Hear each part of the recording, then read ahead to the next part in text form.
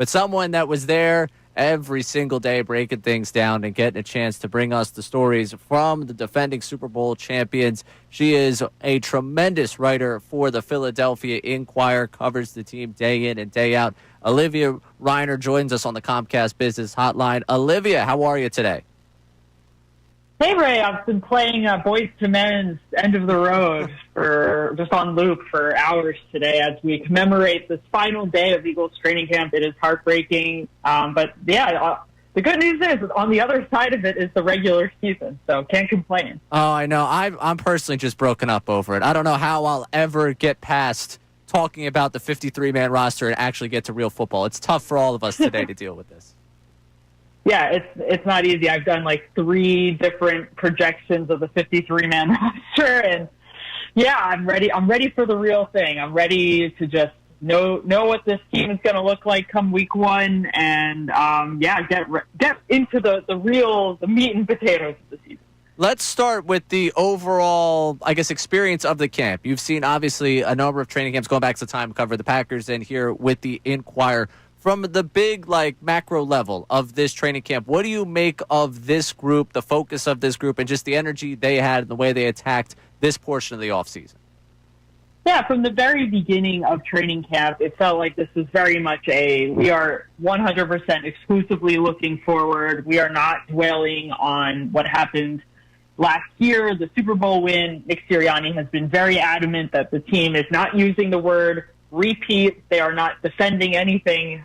They are just going into this new season, fresh slate, fresh start, brand new team, some new personnel, some new coaches, and they're not focusing, they're not resting on their laurels. That all said, this training camp was one where I guess the offense is kind of coming in at a bit of a disadvantage because you've got a new offensive coordinator at the helm in Kevin Patullo, and I think throughout camp we have kind of seen the defense maybe being ahead a little bit of the offense just because of the nature of the fact that the offense is still new and they're still kind of working through some things, trying new things, and trying to figure out exactly what the identity of this offense is going to be this season. That's something that Jalen Hurts talked about today. He's talked about that, every training camp that I have covered for covering the Eagles. It's not something that will be evident right off the bat, but it's something that starts in training camp when you're trying all these new things and seeing the directions that the offense could potentially go in. And that's the beauty of training camp is that I understand we are so fixated on the numbers and the success in camp, but this is practice for them. This is the opportunity for them to try things, to make mistakes, and it's the intention of on game day those mistakes being corrected when it really matters. So at times when the offense hasn't necessarily looked 100%, I also think they deserve a little bit of a grain of salt too. They're trying to do some new things and try out some different things. And then also, of course, they've had some injuries on the offensive line this summer with now Jordan Mailata and Landon Dickerson now dealing with the meniscus injury. And then, of course, A.J. Brown, Devontae Smith at times have also been injured in camp. You're talking about kind of the laundry list of injuries that we've seen over the last couple of days that have taken over camp, maybe the last week that have taken over camp. Inside of NovaCare, how much concern is there, a ton of concern, for any number of those injuries taking you up to week 1 against the Cowboys? Yeah, we'll see. I'm not super concerned about the bulk of those injuries, especially as it relates to A.J. Brown, Devontae Smith, and being just careful with those guys. I think I'm typically, if a player is injured and they are not at practice observing from the sideline, that's when my little red flag kind of goes up. The guys, even if they are hurt and they're not participating, they still tend to be at practice. So with that in mind, I am kind of intrigued to see exactly what happened to Johnny Wilson or what his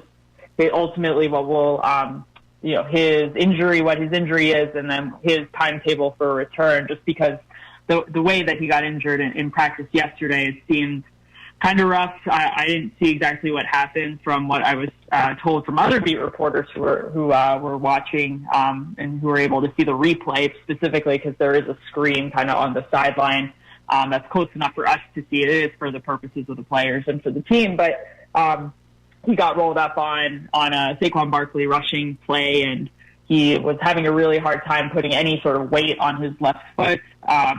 So they listed him with a knee/ankle injury today. He was not on the sideline. He ultimately had to get carted off from the medical tent yesterday. So for him, that may be a bigger concern. Like I said, he was not out there at practice today.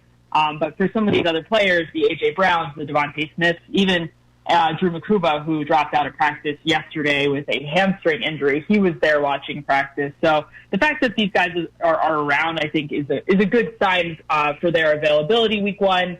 Makuba's obviously, it might be a little bit different just because his injury just happened, and we'll kind of wait and see as they continue to practice here as they get ready for game week shortly. But I'm not sweating it too much.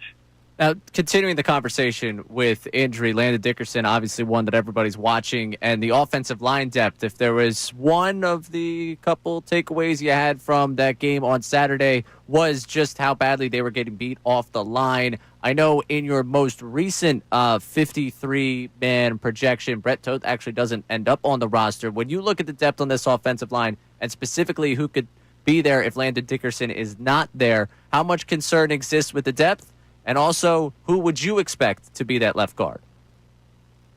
Yeah, it's tough. Listen, they've got a bunch of different versatile players on the offensive line in terms of the depth behind the starters. And I think that has always been the bread and butter of Jeff Stoutland, is that, like, if you're going to be a depth player on the Eagles offensive line, you have to be able to play multiple positions. And so they have, I guess it's a luxury, but this is kind of just who they have sought out. They have a lot of players among the ranks, the depth ranks, who can play a lot of different positions. And Brett Toth is one of them, who has played just about every position in his NFL career. So he had been the first man up, and he continues to get the majority of looks behind Landon Dickerson at left guard. We've also seen Darian Kincade take snaps at left guard. At this rate, either of the two of them could be on the table. I would also throw out there, and we haven't seen this in practice, but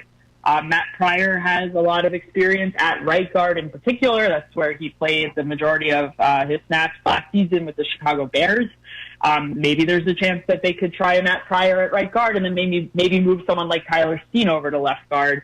I'd say that would be a better approach, maybe, if it is a long-term concern with Landon Dickerson, but there seems to be optimism that he could be back potentially in time for week one Dickerson. So if that is the case, perhaps we don't even end up in this situation where we're trying all these different players in different spots. But if it was more of a long-term concern, I would think maybe you would try putting Pryor in at right guard, but you run the risk of being worse at two spots instead of just or weaker at two spots instead of just being weaker at one spot when you make two changes like that.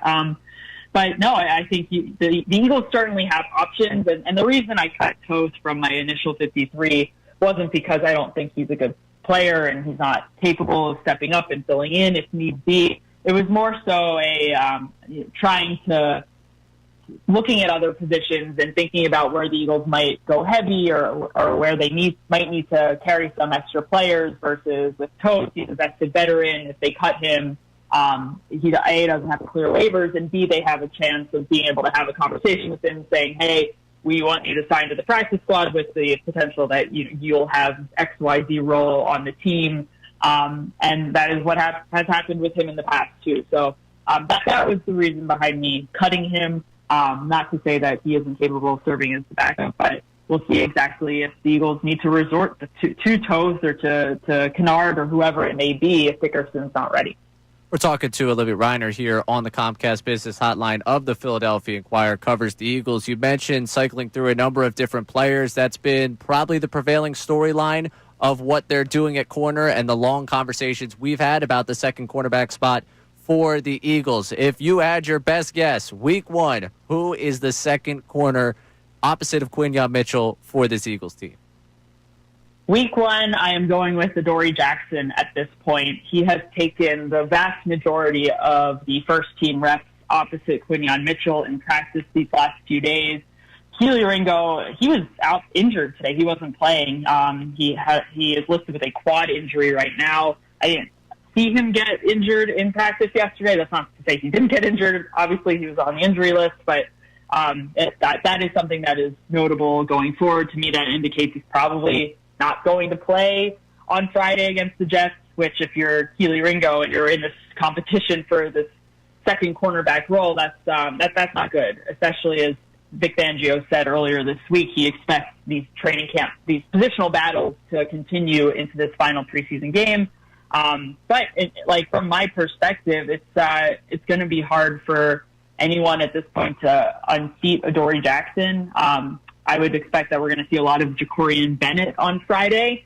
He got a decent amount of playing time in the second preseason game. That was his preseason debut. He did not play in the preseason opener as he had just been acquired from the Las Vegas Raiders.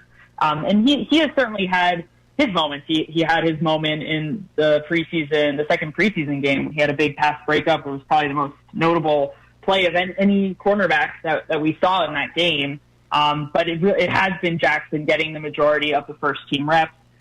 Ringo had yesterday not only just been taking mostly reps with the second team, but was even taking some reps with the third team as well. So that was a kind of a new demotion there for him. So it looks like Jackson is on track right now to win that job.